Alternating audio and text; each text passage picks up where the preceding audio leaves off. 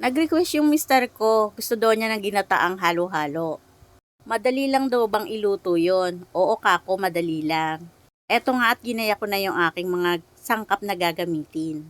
Tapos eto po yung pangalawang piga ng gata ng inyog, sinalang ko sa kasirola.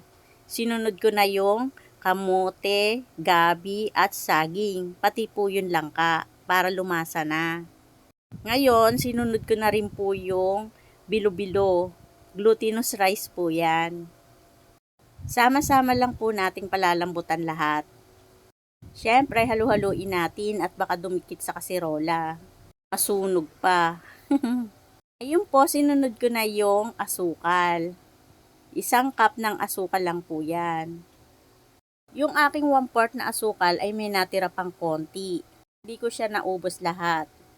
Next po, nagtunaw ako ng 2 kutsarang glutinous rice sa isang mangkok. Pampalapot sa ating ginataang bilo-bilo. Tapos po, isinunod ko na rin yung unang piga ng gata ng inyog. Ayan.